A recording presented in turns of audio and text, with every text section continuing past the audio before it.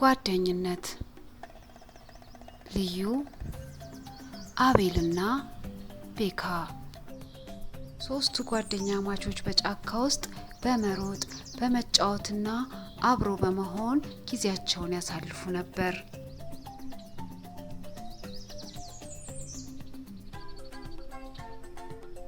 ከለታት በአንድ ቀን ልዩ የተጠቀለለ ወረቀት አገኘች።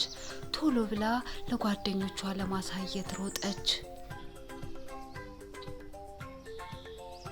ከጓደኞቿ ጋር ሆነው ሲከፍቱት ግን የወርቃማው ኤኮርን ፍሬ የሚገኝበት ዛፍ አቅጣጫ ነበረ። በዚህም በጣም ተደስተው ቦታውን ለማየት እየሮጡ ሄዱ። ከከፍታው ላይ ደርሰው ያንን ወርቃማውን የኤኮርን ፍሬ በርቀት ተመለከቱት። ቤካም በጉጉት ከዛፍ ዛፍ እየተንጠላጠለ ፍሬዋን ለመውሰድ ይሮጥ ጀመር።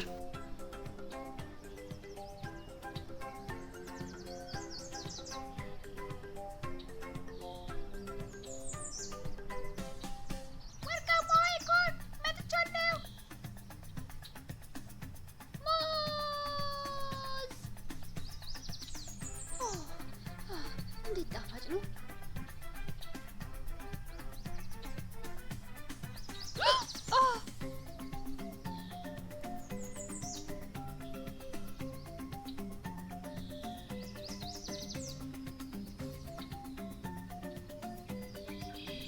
በሌላ በኩል አቤልም ፍሬዋን ለመውሰድ በዛ ፍጥነቱ ይሮጥ ነበር።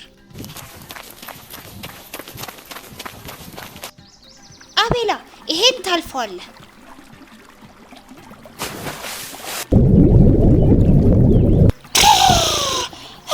ወጥቻለሁ። አቤልም በቦታው ቢደርስም ዛፉ ግን እጅግ በጣም ትልቅ ስለነበረ ፍሬውን ማግኘት ከባድ ሆነበት። ኡፍ! ይሄን ወርቃማ ፍሬ እንዴት ልናገኝ እንችላለን? ምን አውቃለሁ። ጓደኞቹስ? ልዩ ቶሎ በል ጓደኛችንን እንፈልጋት። በዚህኛው አቅጣጫ እንሂድ። እሺ ቶሎ በል።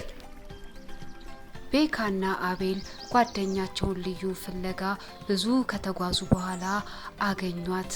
ይቅርታ ከጠየቋት በኋላም በጓደኝነት ተባብረው ያንን ወርቃማ ፍሬ ሊያገኙት እንደሚችሉ አምነው መተጋገዝ ጀመሩ።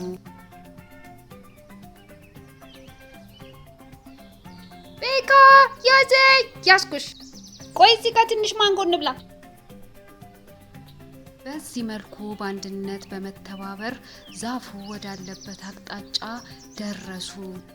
ልዩም በሾክ የተከበበውን የወርቅ ፍሬ በብልሃት ቀስ ብላ አወጣችው። ያዘው! በመጨረሻ ባንድ ላገኘ ነው።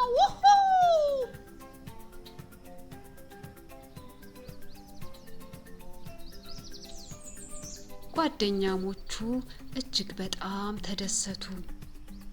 ፍሬውም በብርሃን ተሞላ። ወዲያው ወደ ዛፍነት ተቀየረ። ወርቃማ ዛፍ። ዛፉ ብዙ የወርቅ ፍሬዎችን ያፈራላቸው ጀመር። እነሱም አንድ ባንድ በማጠራቀም ሶስቱ ጓደኛማቾች በጣም ሀብታም ሆኑ። ልጆች ከሶስቱ ጓደኛሞች መተባበር፣ መዋደድና በአንድነት መስራትን እንደተማራችሁ ተስፋ አደርጋለሁ። ስለተከታተላችሁኝ አመሰግናለሁ። እንደዚህና መሰል ተረቶችን ለማግኘት ሰብስክራይብ ማድረግ እንዳትረሱ።